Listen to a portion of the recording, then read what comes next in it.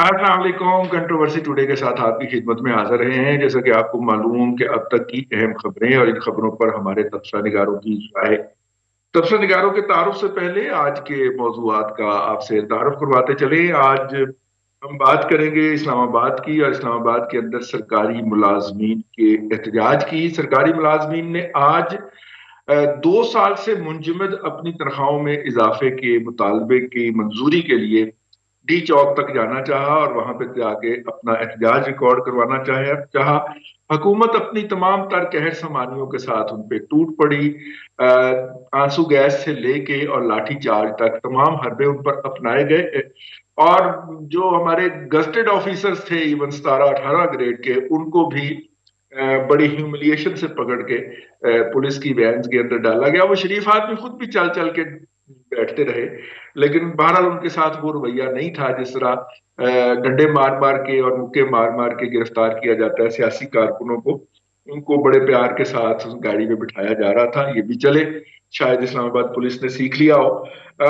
इसके अलावा office management group जो है, जो कि बहरहाल सीएसएस करके आते हैं, हमारी प्रीमियर क्लास होती है और चीफ सेक्रेटरी तक वो जाते हैं प्रमोशन होकर, उन्होंने भी इस मुजाहरे की हिमायत का ऐलान किया है और उन्होंने कहा कि वो भी इसमें शरीक होंगे। और मुलाजमीन हुकूमत ने इस मुजाहरे से एक दिन कबल ही 40% से लेके इससे जायद जो तनख्वाहों में इजाफे का नोटिफिकेशन था वो जारी कर दिया था। लेकिन मुलाजमीन ने कहा कि ये हुकूमत जो है इसके ऊपर एतबार नहीं किया जा सकता, क्योंकि ये अपनी बातों से यू टर्न लेने का एक तारीख रखती है, और इसलिए वो मुजाहरा करने के लिए पहुंच गए इस्लामाबाद। हुकूमत ने फिर उनसे आहनी हाथों से निपटा। ये था जी आज का हमारा पहला मौजू, ये है इंशाल्लाह। और दूसरा मौजू जो है, वो जो गूंज अभी तक जारी है जी, कि सेनेट के इलेक्शन के लिए जो सीटें खरीदी गई, जो पैसों की अदायगी थी, वो हकूमती लोगों की तरफ से, यानी उस वक्त केपीके के वजीर आला जनाब परवेज खटक साहब, जो कि इस वक्त वजीर दिफा होते हैं, उनकी तरफ से असद कैसर, जो उस वक्त केपी असेंबली के स्पीकर थे, उनके घर पे या उनके चेम्बर में जो था, वो केपीके के मेंबराने असेंबली को 1-1 करोड़ रुपए या 2-2 करोड़ रुपए की अदायगी थी, ताकि वो उन लोगों को वोट दें जो कि हाल ही में पीटीआई को जिन्होंने ज्वाइन किया था और जिनके बारे में खर्चा था कि उनको लोग जो हैं वो नापसंद करते हैं, एमपीएस पीटीआई के, और वो वोट नहीं देंगे। तो अगर ये पीटीआई के लोगों का, पीटीआई के लोगों की जगह पे बैठ के पीटीआई के मेंबराने सूबाई असेंबली को जो था वो रिश्वत देना था, तो ये तो पीटीआई का अंदरूनी मामला हो गया ना। वो अपनी पार्टी का जो है वो डिसिप्लिन देखें और उस पार्टी को ठीक करने की कोशिश करें। ये जो ऑर्डिनेंस ला रहे हैं और वो सबको इस तरह हाँक रहे हैं, हो सकता है, और हो सकता है कि हुकूमत जो है या अपोजिशन जो है उसकी पार्टियों में ये ना हो। जैसे कि अब कुछ अखबारात के अंदर ये खबर भी छप गई है कि पंजाब में 52 एमपीएस हैं जो कि अपनी क्यादत के मुताबिक वोट डालने के मूड में नहीं है। तो जाहिर है कि उन्हें अपनी मर्जी के नीचे टांग फेरनी चाहिए, बजाय इसके कि वो ऑर्डिनेंस जारी करते फिरे और कभी रेफरेंस भेज के अपनी मर्जी के फैसले लेते फिरे और कभी कौमी असम्बली के अंदर बिल पेश करके भाग जाएं। तो ये बचगाना हरकतें जो हैं, बल्कि अगर आप मुझे इजाजत दें, ये मुराद सईदाना हरकतें जो हैं ये खत्म करके तो अपनी चारपाई के नीचे टांग फेर ले, तो उन्हें पता चल जाएगा कि असल में इशू क्या है। बल्कि उन्हें पता है कि असल में इशू क्या है, इसीलिए वो सारा कुछ करते फिर रहे हैं। ये हैं हमारे आज के दो मौजूआत, और आज हमारे साथ शरीक गुफ्तगू होंगे राय मंजर हयात साहब। आप कॉलम लिखते हैं रोजनामा एक्सप्रेस के अंदर और नजर रखते हैं बहुत ज्यादा पाकिस्तान के कौमी मामलात के ऊपर। बहुत शुक्रिया राय साहब आपका तशरीफ लाने का। और उनके साथ तशरीफ रखते हैं जनाब अरसलान रफीक भट्टी साहब, हमदम दरीना और सीनियर सहाफी तजिया निगार। और इस्लामाबाद से हमें ज्वाइन करेंगे जनाब मुमताज भट्टी साहब, जो आज इस मामले से रिलेटेड बहुत सारी पोस्टें भी सोशल मीडिया पे उनकी घूमती रही हैं। मेरा ख्याल है गुफ्तगू का आगाज उन्हीं से कर देते हैं। भट्टी साहब, आपके जो दोस्त हैं वजीर दाखिला जनाब शेख रशीद साहब, अपनी बारी तो ये कहते थे कि निकलो, मारो, मर जाओ, आग लगा दूंगा, ये कर दूंगा, इस्लामाबाद बंद करूंगा, पिंडी बंद करूंगा, लाहौर बंद करूंगा, पूरा मुल्क बंद करूंगा।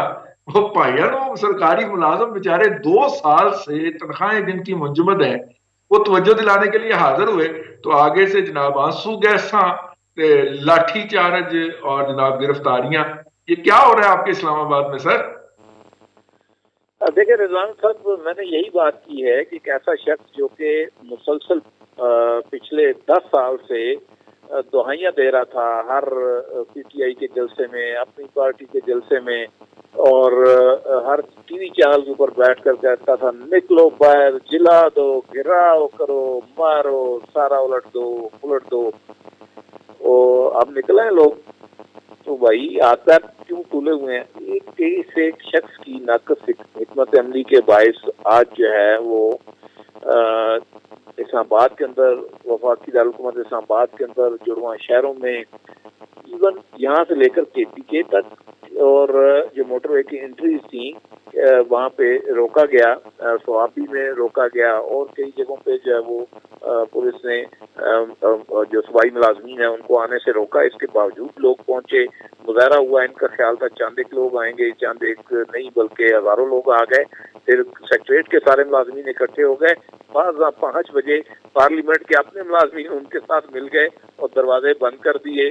और इस वक्त तक सूरत हाल ये है कि सरीना चौक बंद है, श्रीनगर हाईवे बंद है, इशारा दस्तूर पे जो है मारा मारी जारी है। तो छठी मरतबा जो है वो पुलिस मुजाहिरीन के ऊपर दोबारा जो है वो चढ़ाई कर रही है, और अब रेंजर डेप्यूट की गई है।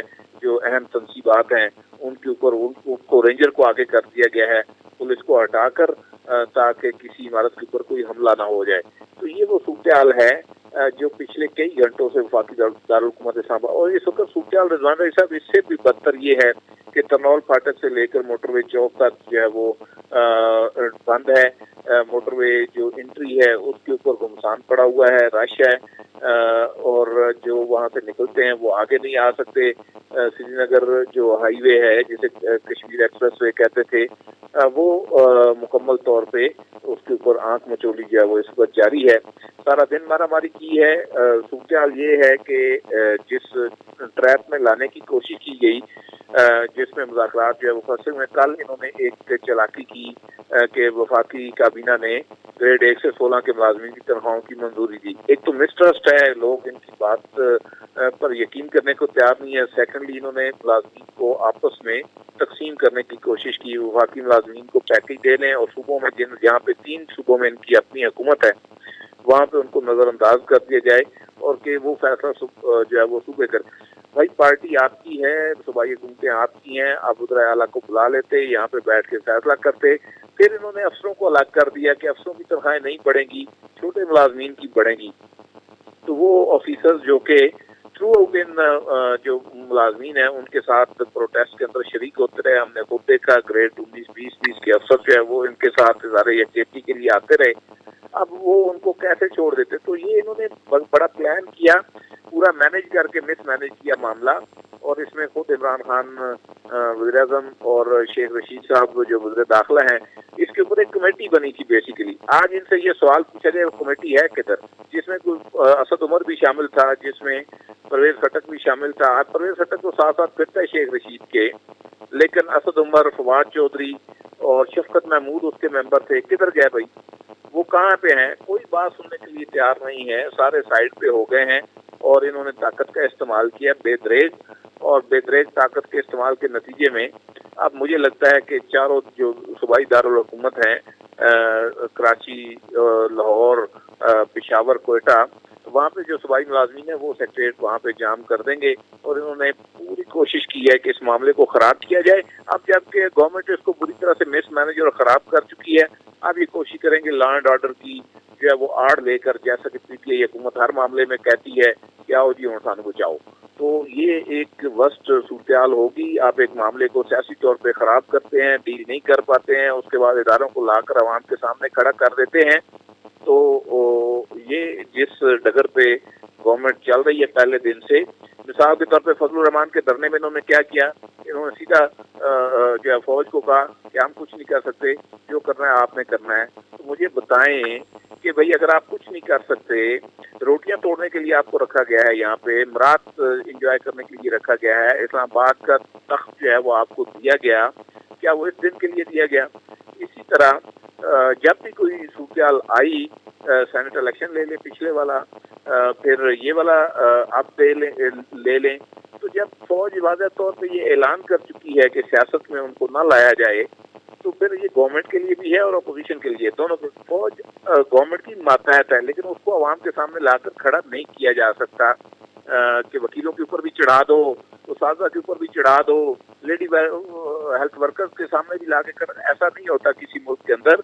और फौज का काम जो है वो सरहदों की सिक्योरिटी है और मुल्क की हिफाजत है, ना कि लॉ एंड ऑर्डर मेंटेन करना। ये पंजाब पुलिस नहीं है। इस गवर्नमेंट से ये पूछा जाना चाहिए कि ये आप क्या कर रहे हैं, क्यों कर रहे हैं, और इसके जो पॉलिटिकल हैंडलिंग है वो आप क्यों नहीं कर पा रहे हैं। और अगर नहीं कर पा रहे हैं तो बस कर दो यार, खुदा का नाम मनो। ये वज़ीर दाखिला मेरा, आपने कहा दोस्त है, बिल्कुल मेरा उनसे ताल्लुक है, लेकिन ये क्या ताल्लुक है कि जी आप एक मुल्क की बुनियादें जो है वो एक मिसमैनेज करके पॉलिटिकल मिस हैंडलिंग से जो है वो आपने हिलाकर रख दी हैं, और इसको सियासी तरीके से एंगेज करके मुलाजमीन को इस मसले को हल किया जा सकता था, पार्लियामेंट के अंदर हल किया जा सकता था, कमेटी जो थी वो हल कर सकती थी, लेकिन वो कमेटी में से लोग निकलते गए एक एक करके, और आखिर में ये दो जो है वो एक खटक और एक जो शेख रशीद साहब हैं। और इस वक्त ये भी सूरत हाल है कि जो मोटरवे को जाने वाले रास्ते हैं वो भी बंद हो रहे हैं, और लोगों का इश्ताल जूं बढ़ रहा है, जूं मारा मारी ये ज्यादा कर रहे हैं, इसी तरह से मामला मजीद बिगड़ते जा रहे हैं। ठीक है, राय साहब की तरफ से आप देखिए कि ओएमजी ग्रुप जो है बहरहाल सेक्रेटेरिएट की जान है ये ग्रुप, ठीक है। वहां पे काम करने वाले ओएमजी ग्रुप से ताल्लुक रखते हैं, और आपको तो जाहिर है कि उनका फर्स्ट हैंड नॉलेज है। उनमें से कुछ लोग जो हुक्मरानों के इर्द गिर्द मंडला रहे होते हैं, उनको छोड़ के बाकी बेशतर वहां पे सफेद पोश लोग होते हैं जिनका तनख्वाह पे गुजारा होता है। 2 साल से उनकी इनकम जो है वो फ्रीज है। जाहिर है कि उनको भी तो कुछ, जब उन्होंने ज्वाइन किया था सर्विस को, तो उनको भी तो कुछ अंडरटेकिंग्स होंगी ना सर, कुछ तो अक़वात होती हैं बंदों की। 26% इन्फ्लेशन हुई है सर पिछले साल इस मुल्क के अंदर, और आपने एक आना नहीं बढ़ाया उनका, और ऊपर से उनके सर्विस स्ट्रक्चर आप तब्दील करने की बात कर रहे हैं। ये भी अफवाहें हैं कि आप पेंशन खत्म करने की बात कर रहे हैं। तो मेरा मतलब है कि इस सूरत हाल के अंदर ओएमजी ग्रुप तो वो ग्रुप था ना कि जिसने ये फैसला करवाना था, इस फैसले का नोटिफिकेशन जारी करना था। अगर वो एहतजाज में शामिल हो गए हैं तो ये तो फिर हल की तरफ बात नहीं बढ़ रही है राव साहब। बहुत शुक्रिया जी। देखिए, जो ऑफिस मैनेजमेंट ग्रुप है ओएमजी, वो बाकायदा सीएसएस करके आते हैं लोग, और उनमें बेइंतहा ज़हीन लोग भी हैं, मेहनती लोग भी हैं। मेरे साथ सैकड़ों ओएमजी ऑफिसर्स ने पूरी करियर में काम किया है, और उनमें से अक्सरियत जो है बहुत मेहनती लोग हैं, काबिल लोग हैं, और वो मुकाबले के इम्तिहान से नौकरी हासिल करते हैं। वो कोई खैरात में कोई चीज़ हासिल नहीं करते। लेकिन अब बदकिस्मती ये है कि उनको पूरी उम्र जो है उनको वो चीज़ें, मरात, प्रमोशंस का एक निज़ाम के अंदर एक सिस्टम में हिस्सा, और वो अहमियत नहीं दी जाती सरकारी लेवल पे जो उनका हक, जायज़ लीगल हक है। मैं ओएमजी के लोगों को, जिस तरह मैंने पहले अर्ज़ किया कि मैं काम करता रहा हूँ बहुत से ऑफिसर्स के साथ, आउटस्टैंडिंग ऑफिसर्स हैं, और अगर आप देखें तो सेक्रेटेरिएट जो है, फेडरल सेक्रेटेरिएट को चलाने वाली रीढ़ की हड्डी जो है, वर्टिबल कॉलम ओएमजी है। यानी आप अपने वर्टिबल कॉलम से बॉडी जो है, पॉलिटिकल बॉडी, वो लड़ने की कोशिश कर रही है। आप इस चीज़ को गहराई से देखें।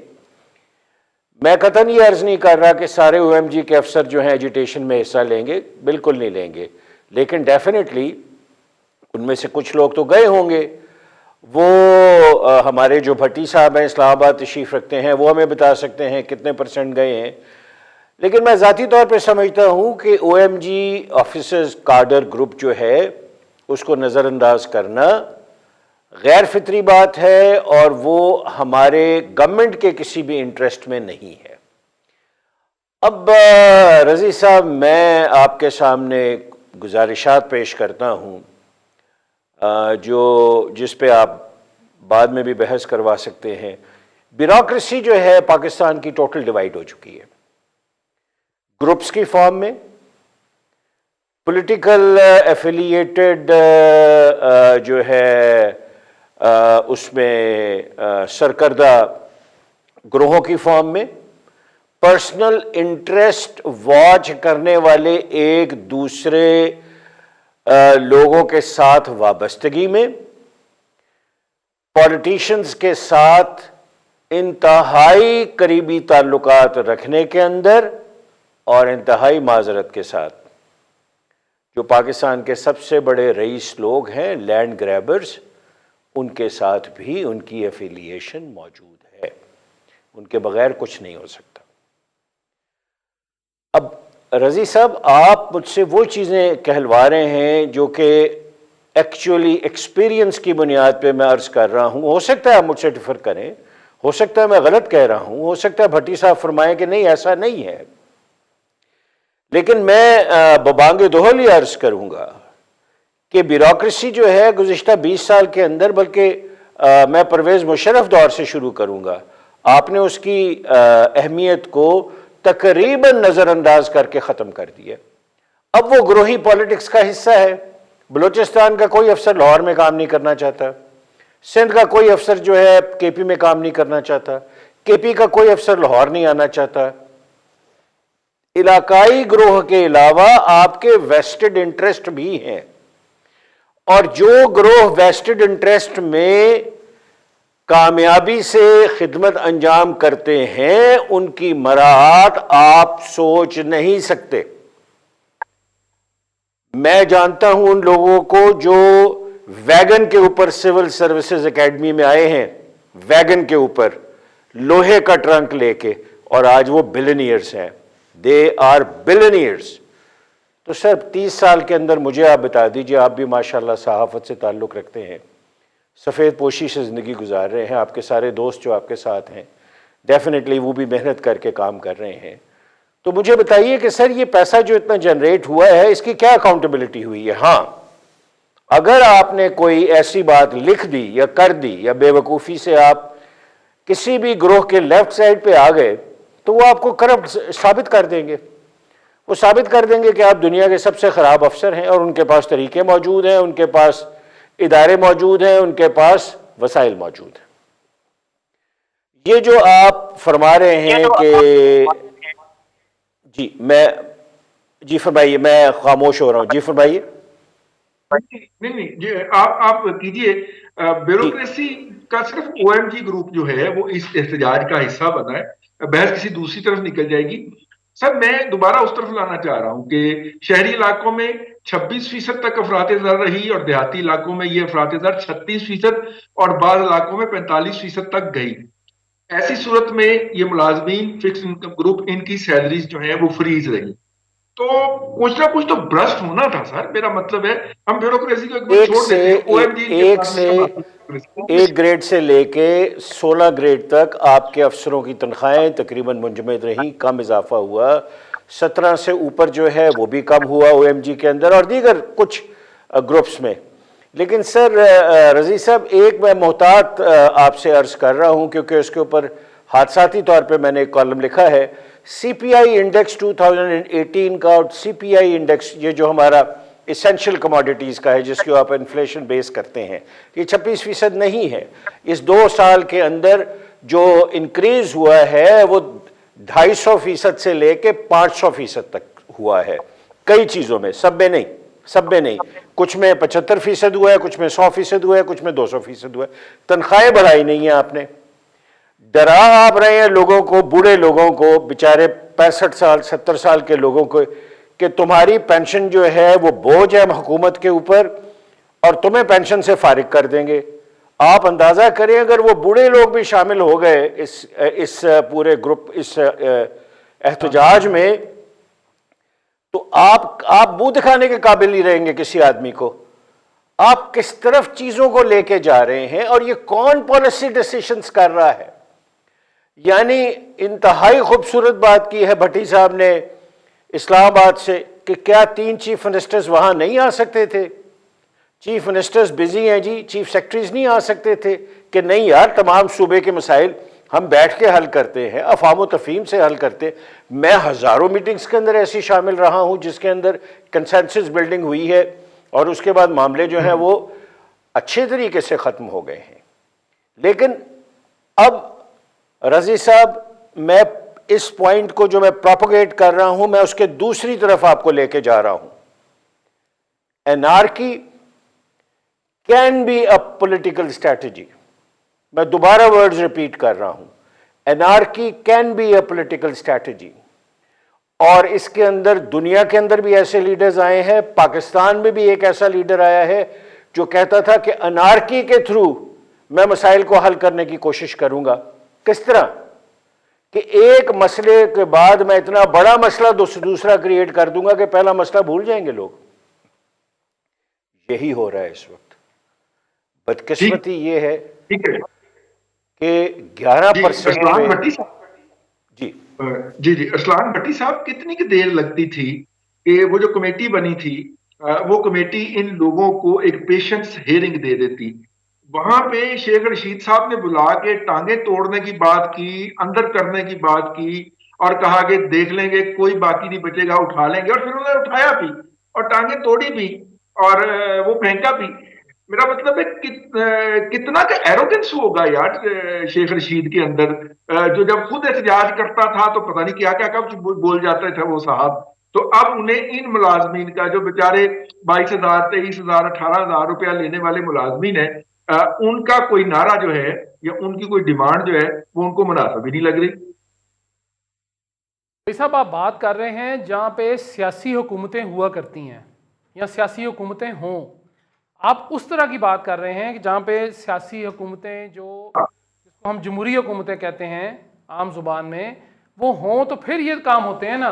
जब आप लाठी गोली की सरकार ही आपने चलानी है तो फिर 22वां ग्रेड का अफसर क्या और 12वें ग्रेड का क्या और दूसरे ग्रेड का माली जो है या बेलदार या बेचारा वो जो नायब कासिद होता है वो क्या। फिर मेरे ख्याल में सबसे बड़ी बात जो अजीब सी बात है, जिसमें खौफनाक भी आप कह सकते हैं या आप ये भी कह सकते हैं कि बड़ा अजीब सा काम हो रहा है कि आपके दारुल खिलाफे में सारे एम्बेसीज मौजूद हैं, हाई कमीशंस हैं वहाँ पे।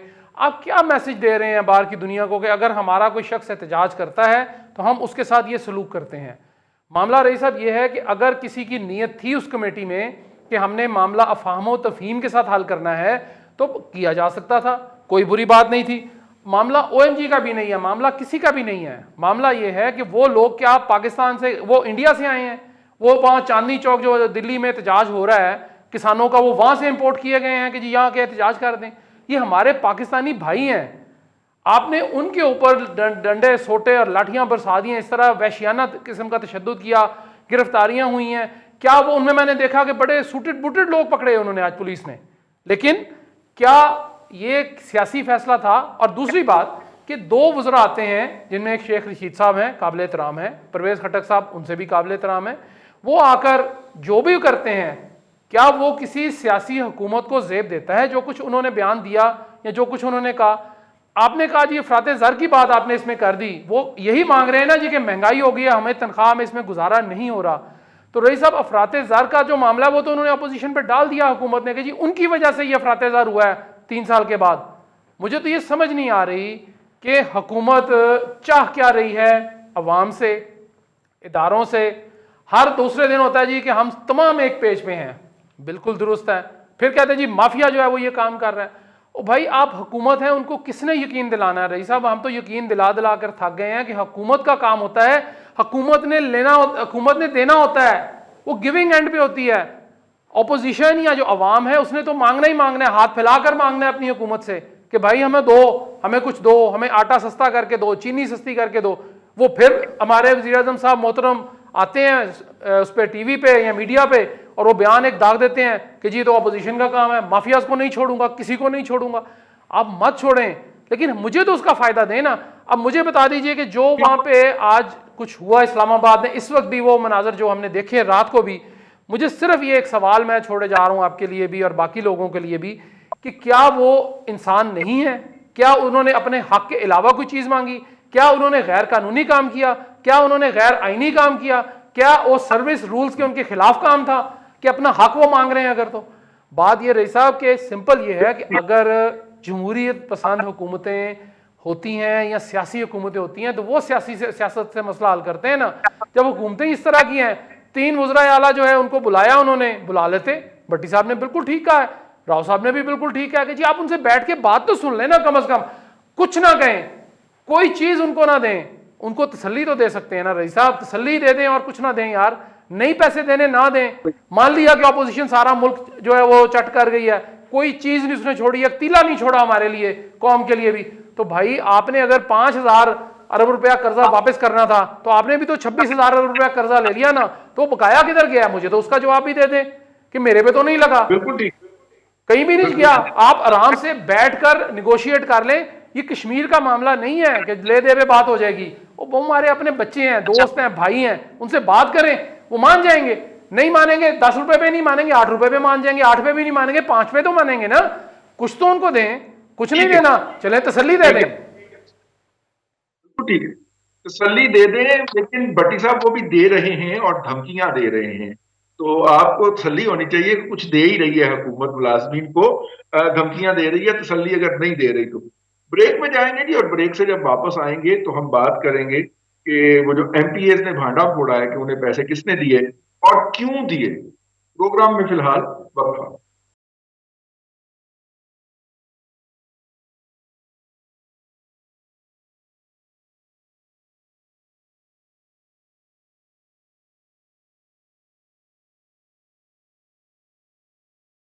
Welcome back. कंट्रोवर्सी टुडे के अंदर आपको एक मतलब में खुश आमदीद कहते हैं, और प्रोग्राम में आज हमारे साथ मौजूद है राय मंजूर अरसलान भट्टी साहब और मुमताज भट्टी साहब। तीनों साहब से हम बात करेंगे इस सेगमेंट के अंदर।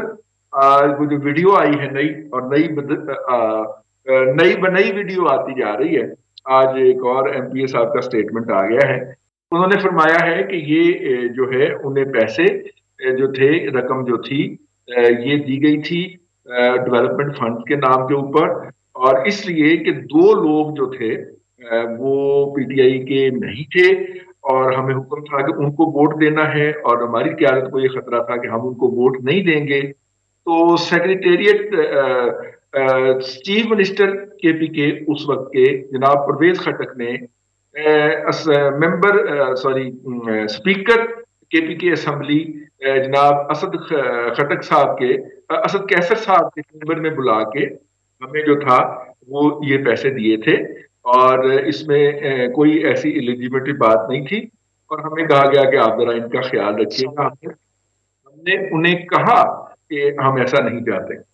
राय साहब, ये जो जिस स्ट्रेटजी के तहत, अगर हम ये फर्ज करें कि ये पीटीआई ने रिलीज की थी, और पहले भी पीटीआई 1-2 वीडियोस रिलीज करके उसकी पॉलिटिकल माइलेज ले चुकी है, तो अगर हम ये फर्ज करें कि जिस पर्पस के लिए रिलीज की गई थी, या जिस आर्गुमेंट को सपोर्ट देने के लिए कि ओपन से बैलेटिंग होनी चाहिए, उसके लिए हमने ये वीडियो रिलीज की गई थी, तो उसको तो उड़ा के रख दिया सर। ये जो एमपीएस ने फॉलो अप बयान दिए हैं, इसका मतलब है कि मामला तो कौमी सियासत का नहीं है, मामला तो पीटीआई के अंदर का है। और इस वक्त भी पीटीआई को यही चैलेंज दरपेश है कि वो उन लोगों को चाह रही है कि वो उनके पसंदीदा, उनके चेयरमैन के पसंदीदा लोगों को वोट दें, और एमपीएस में बगावत है। तो ऐसे में जो है वो पीटीआई बजाय इसके कि अपने पार्टी डिसिप्लिन को स्ट्रॉन्ग करे और वहां पे कोई नोटिफिकेशन करे, वो आइन के अंदर ऑर्डिनेंस के जरिए तरमीम करने चल पड़ी है। ये कोई ज्यादती नहीं होगी सर?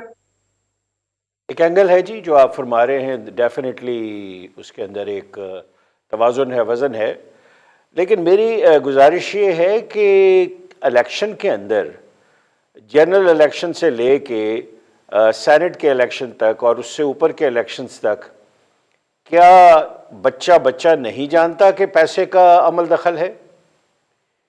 क्या इलेक्शन कमीशन में जो गोशवारे जमा करवाए जाते हैं इलेक्शन लड़ने के बाद एमएनए और एमपीए के, क्या वो टोटल सच होते? सर, आप मुकम्मल फरेब दे रहे हैं एक दूसरे को। हम लोग उस स्टेज पे पहुंच चुके हैं जिसके अंदर झूठ जो है, जिस तरह गोएबल्स कहता था, प्रोपेगेंडा मशीन का बादशाह जर्मनी का, कि कोई सच सच नहीं होता और कोई झूठ झूठ नहीं होता। वो कहता था कि हुकूमत जो है किसी भी सच को झूठ बना सकती है, और अगर इंसान लायक हो तो उसको झूठ को सच बनाया जा सकता है। मुझे आप ये बताइए, मैं एक तालिब इल्म हूं पब्लिक एडमिनिस्ट्रेशन का, 1 करोड़ 2 करोड़ रुपया मैंने आज तक नहीं देखा, ना रूल्स में इसकी इजाजत है कि आप कैश देंगे डेवलपमेंट फंड। ये तो रूल्स ऑफ बिजनेस के वैसे खिलाफ है। आप तो एमएनए एमपीए से पूछते हैं, हाँ जी ये सड़क बनानी है जी, वो कहते हैं जी सड़क बनानी है, कितनी कीमत है जी, 2 करोड़ रुपया कीमत है। प्रोविंशियल गवर्नमेंट वो किसी डिपार्टमेंट को देती है और वो सड़क बना देता है। अब ये लॉजिक के जी हम डेवलपमेंट फंडिंग कर रहे थे, खुदारा मैं मिन्नत करता हूं सर, हमारी इंटेलेक्चुअल एबिलिटी को चैलेंज ना करें और हमारे साथ ये जुल्म ना करें कि जो चीज़ हमें 300% पता है उसके आप मुतल्लिक एक अजीब व गरीब बयानियाँ दे रहे हैं। दूसरी बात सर, कौन सा ऐसा सर सिस्टम है इस मुल्क में, मैं इस खित्ते की बात कर रहा हूँ, जिसे कभी कभी मैं बदकिस्मत खित्ता भी अब लिखना शुरू हो गया हूँ कॉलम्स में, जिसके अंदर कोई काम मेरिट पे हो रहा है और पैसे के बगैर हो रहा है। सेनेट तो बहुत बड़ा इलेक्शन है, सेनेटर जो है उसके तो पर्क्स प्रिविलेजेस हैं, उसका वोटिंग राइट है, उसके अंदर तो अमीर तरीन लोग आपके पास जाएंगे और वापस आएंगे। सर आप सब कुछ सही कर दें कागज के ऊपर, करप्शन को फिर भी नहीं आप रोक सकते। आप चीफ ऑफ पार्टी को कैसे रोक सकते हैं कि वो पैसे ना ले, वो 10 करोड़ रुपया ना ले और पैसे लिए बगैर वो टिकट दे दे? बताएं मुझे क्या मैकेनिज्म है। आप माशाल्लाह बहुत संजीदा आदमी हैं, मुझे बता दीजिए किसी भी तरीके से। और क्या बच्चे को ये नहीं पता कि एमएनएज और एमपीएस के लिए पार्टी फंड जो है वो पैसे लिए जाते हैं और उसके बाद उन्हें टिकट दिए जाते हैं? हम सर किस दुनिया में बात कर रहे हैं? बाखुदा रजी साहब, मैं आपको अर्ज करूं, हमारे मुल्क को हम लोगों ने अपनी कज फहमी और बदअमली की वजह से मजाक बना दिया, और कुदरत जो है सर ये मजाक ज़्यादा देर बर्दाश्त नहीं करती, कौमें इस तरह आगे नहीं निकलती। साउथ ईस्ट एशिया के अंदर हमारा ग्रोथ रेट, मैं माजरत चाहता हूँ मैं ग्रोथ रेट की तरफ जा रहा हूँ, शर्मनाक नहीं है सर। 1% ग्रोथ सर, और इंडिया 11% ग्रोथ सर। हम किस दुनिया में किसको बेवकूफ बना रहे हैं सर? और फिर सेनेट के इलेक्शन के अंदर हम कहते हैं जी हम ईमानदारी से सारे मामलात हल करेंगे। रजी साहब, मैं भी इस दुनिया में रहता हूँ, मुझे बता दीजिए पाकिस्तान में कौन सा मामला सरकारी जो है वो पैसे के बगैर हल होता है? मैं मिसाल तो नहीं दे सकता, मुझे अजीब लगेगा क्योंकि नाम मैं लेना नहीं चाहता। खुदारा हमारा मजाक ना बनवाएं, खुदारा मुल्क का मजाक ना बनवाएं, और खुदारा ये हरकतें ना करें कि पाकिस्तानी पासपोर्ट जैसे ही आप हीथ्रो पे लाए तो उन पे लर्जा तारी हो जाए और वो आपको अलग लाइन में ले जाएं कि हाँ जी बताएं कैसे आए हैं, आपका लंदन से क्या ताल्लुक़ है, आप क्यों तशरीफ़ लाए हैं। हमें तो बताया जाता था कि जी पाकिस्तान के पासपोर्ट की इज्जत इतनी होगी कि पासपोर्ट हम देंगे तो कमाल हो जाएगा। कमाल हो रहा है, हमारी कतार डिफरेंट है। जैसे हम शूदर हैं, हम बैनुल अक़वामी लेवल पे माने या ना माने हमारी कोई इज्जत नहीं है, और जिस तरह की हरकतें हम कर रहे हैं बैनुल अक़वामी इदारे, जिस भट्टी साहब ने बिल्कुल ठीक बात की है, एम्बेसीज, एम्बेसडर्स, क्या वो आपस में बातें करके हमारी तारीफ करते हैं सर? क्या हमारे सिस्टम को वो कहते हैं ये दुनिया का बेहतरीन सिस्टम है सर? क्या पाकिस्तान वाकई तरक्की कर रहा है सर? तो खुदारा आपके तवस्सुत से मैं अर्ज करता हूं कि गोएबल्स को फॉलो ना करें, उसने जर्मनी को बर्बाद कर दिया था, और आखिर के अंदर सर बर्बाद कर दिया था सर गोएबल्स ने, और आखिर में सर जो हुआ था से उसने 120 मिलियन जो पाउंड थे उनका लोन लिया था खैर ये बात हम आगे जाके जी करते हैं सर। भट्टी साहब के साथ। भट्टी साहब, इससे पहले बांग्लादेश, बर्मा और भारत के जो कैपिटल थे इस खित्ते के अंदर, उनके अंदर रौनक लगी हुई थी, जलसे और मुजाहरे वजारे चल रहे थे। माशाल्लाह हुकूमत ने कहा कि हाँ, अल पाकिस्तान जो है, पाकिस्तान, उसके दारुल हुकूमत में भी रौनक लगा दी जाए, तो उन्होंने लगा ली है। लेकिन जरा सीरियस मौजू है। एफएटीएफ को हम बता रहे हैं कि हमने डॉक्यूमेंटेशन कर ली है। इस्लाम भट्टी साहब, हम लिख लिख के बता रहे हैं, रिपोर्टें पेश कर रहे हैं। वो भाईजान जब ये वीडियो देखेंगे वो, और यकीनन देखेंगे कि इतने करोड़ करोड़ रुपया हाथों हाथ कैश दे विच डील हो रहा है, तो वो तो हमारी रिपोर्ट उठा के बाहर फेंकेंगे ना इस्लाम भट्टी साहब। भाई साहब देखें, बात यह है कि मैंने गुज़िश्ता रोज़ भी हमारा इसी किस्म का थोड़ा सा मिलता जुलता मौजू था और आज फिर वही आपने छेड़ दिया। बात यह है कि जो उनके एमपीए ने, जो जिसका ताल्लुक तहरीक इंसाफ से है, उसका ताल्लुक किसी अपोजिशन जमात से या मौलाना फजलुर रहमान से नहीं है, जो आजकल बहुत ज़्यादा नापसंदीदा तरीन शख्स हैं इस्लामाबाद में समझे जाते हैं, हुकूमती ईवानों में और बाकी लोगों में।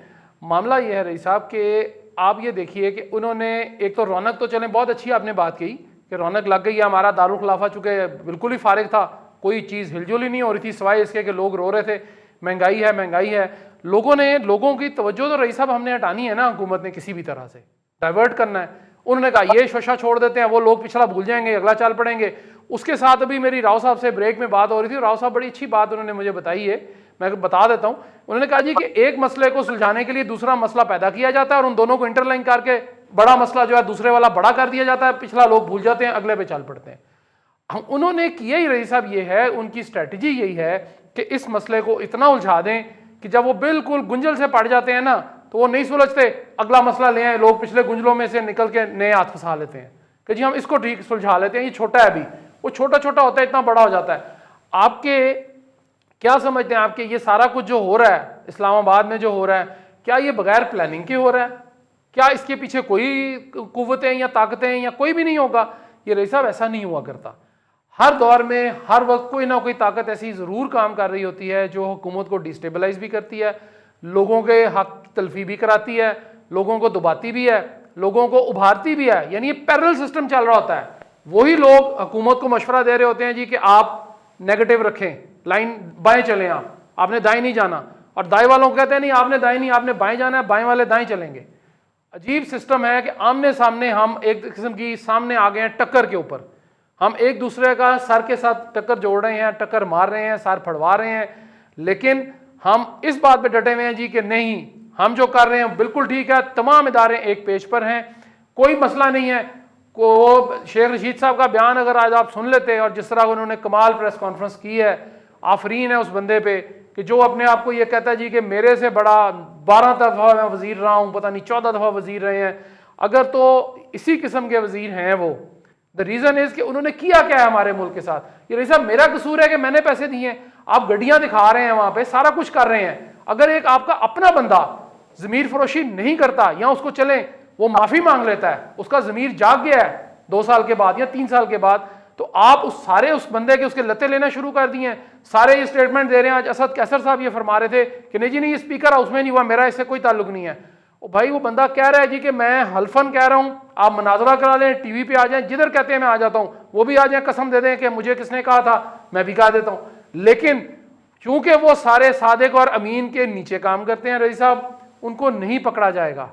जो मर्जी कर लें आप, हम यहाँ बोल बोल के थक जाएं, हमारे सांस खुश्क हो जाएं, जो मर्जी कर लें आप जिससे मर्जी पूछ लें, उनसे बड़ा ईमानदार, सादिक, अमीन, ऑनेस्ट, सीधा चलने वाला, सिराते मुस्तकीम पर अमल करने वाला। और आखिरी बात आपसे कह रहा हूँ कि जो 21वीं सदी की जो रियासत का एक ख्वाब दिखाया गया है हमें, अगर ये रियासत है तो रईस साहब माजरत के साथ मुझे तो बांग्लादेश का ही वीज़ा ले दें, मैं तो जाऊँ यहाँ से किसी भी तरह।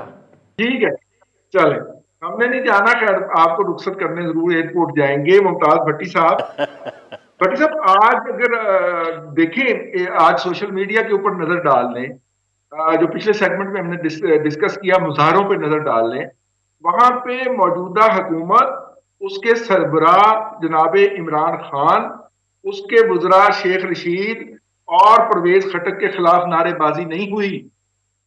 नारेबाजी इनको लाने वालों के बारे में भी हुई है, और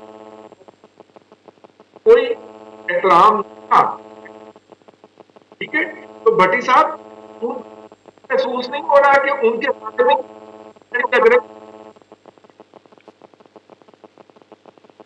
देखें रिजवान साहब, आप मुझे सुन पा रहे हैं? जी जी, हम आपको सुन पा रहे हैं सर। जी रिजवान साहब, तो देखें मैं सबसे पहले तो आपकी बात से इत्तेफाक नहीं करता कि हम अरसलान भट्टी को अलविदा करने जाएंगे। हम जाएंगे, इसको कान से पकड़ के वापस ले आएंगे, बांग्लादेश नहीं जाने देंगे। कि साढ़े नाल जिएगा साढ़े नाल मरेगा, ऐ कोई गल ना होगी कि बांग्लादेश जाएगा। ठीक है। तो बात ये है कि देखिए हमारे तो आबाओ अजदाद की कब्रें हैं यहाँ पे। ये मुल्क छोड़े हमारे दुश्मन, और इस मुल्क के दुश्मनों को जाना होगा। हमने क्यों जाना है, नंबर 1। नंबर 2, देखें रिजवान साहब, इशू ये है कि मैं ज़ाती तौर पे अप्रिशिएट करता हूँ ये जो वीडियो आई है और पीटीआई ने इसके ऊपर जो स्टांस लिया है, ये बहुत अच्छी बात है। बिल्कुल बेनकाब होना चाहिए ऐसी चीज़ों को, और पकड़ में भी आना चाहिए और सजा होनी चाहिए। और यहाँ से ज़रा पीछे चल पड़े कि इसके ऊपर जिन लोगों ने पैसे लिए और जिन्होंने दिए उनको भी सजा होनी चाहिए।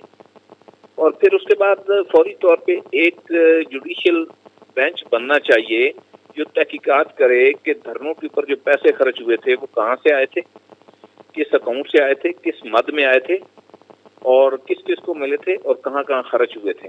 उसकी भी तहकीकात होनी चाहिए, बिल्कुल वाज़ेह, और उसके कौम के सामने रखा जाना चाहिए।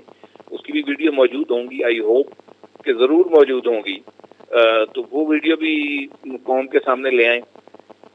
फिर रिजवान अली साहब, असगर खान केस अभी तक जो है वो सुप्रीम कोर्ट में पड़ा है, और सुप्रीम कोर्ट में फैसले का मुंतज़िर है। असगर खान साहब इस दुनिया में नहीं रहे, उसमें भी पैसों के लेन देन का मामला है, और उसके ऊपर भी जो उसके जिम्मेदार हैं उनको भी सजा दें। हिस्ट्री सीधी कर देते हैं यहाँ से चल के 2018 से पीछे की तरफ, ठीक है ना। कौन जालिम है जो नहीं चाहेगा कि ये चीज़ें ठीक हों? आप भी चाहते होंगे, मैं भी चाहता हूँ, और हम पूरा सच जानना चाहते हैं। ये नहीं कि एक वीडियो आ गई इधर से उधर और जी फलाना दे रहा था, फलाना ले रहा था। ये सारी कहानी खुलनी चाहिए, और जिस तरह से ये 2018 के इलेक्शन के टिकट तकसीम हुए वो कहानी भी खुलनी चाहिए। उस कहानी को भी सामने आना चाहिए। बहुत सारे लोगों के पास बहुत सारे शवाहिद हैं, तो इनके पीछे चल पड़ते हैं। जहाँ बात खत्म होगी वहाँ से जो है वो नया पाकिस्तान बनाने लग जाएंगे। पहले ये पुराने की बखिए तो जो है वो उधेड़ लें। मेरा ख्याल है कि ये अगर बड़ा अच्छा होता, उसी वक्त जब इनको ये मालूम हो गया था और इनके पास वीडियो आ गई थी, ये उसी वक्त कार्रवाई करते और उसी वक्त मामला को सीधा। देखें अब तो वो छोटे होते बच्चे खेला करते, रिजवान अली साहब हम भी ऐसे किया करते थे। जब देखा गेम हार रहे हैं तो थोड़ा मारा कर, न खेडांगे न खेडन देंगे, विकटा हटा दो, ठीक है ना।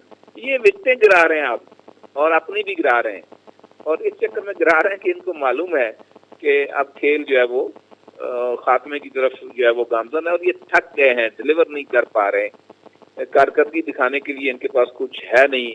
झूठे ख्वाब जो दिखाए थे वो अब एक एक करके ज़मीन बोस हो रहे हैं, और काम करना पड़ता है उसके लिए जो है वो रातों को जाग के, और काबिल लोगों को साथ मिलाना पड़ता है।